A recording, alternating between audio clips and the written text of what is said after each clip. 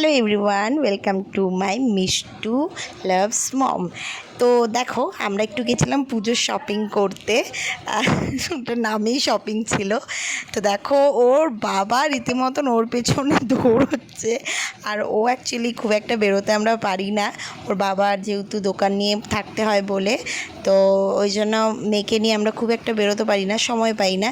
তো পুজোর সময় একটু শপিং করবো বলে আমরা একটু গেছিলাম মলে। তো দেখো, এত পরিমাণ দুষ্টুমি করছে, এত পরিমাণ দৌড়াদৌড়ি করছে, মানে যেহেতু বেরোতে পারে না ওই জন্য এরকম বড় সড়ো জায়গা দেখে ওর ভীষণই আনন্দ হচ্ছিলো। দেখো, বারবার পড়েও যাচ্ছিল, কিন্তু তাও ও দৌড়বে, ঊর্ধ্বশ্বাসে দৌড়চ্ছে, এ মাথা থেকে ও মাথা, ও মাথা থেকে ও মাথা, শুধু কন্টিনিউয়াস দৌড়ে যাচ্ছে। আমরা কিছু দেখতে তো পারিনি, কিনতেও পারিনি। তো ওর পেছনে দৌড়ে দৌড়ে আমাদের অর্ধেক সময় চলে গেছে।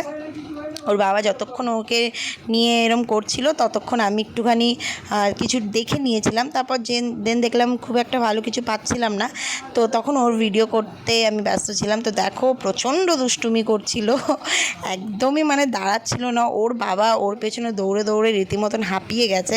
লাস্টে আর না পেরে ওর বাবা বলছে যে তুমি বেরো, চলো, আমরা আর পারবো না এখানে শপিং করতে। তো ওর বাবা রীতিমতন হসতে দাসতে ওকে নিয়ে বের করবে বাইরে, কিন্তু ও বেরোবে না।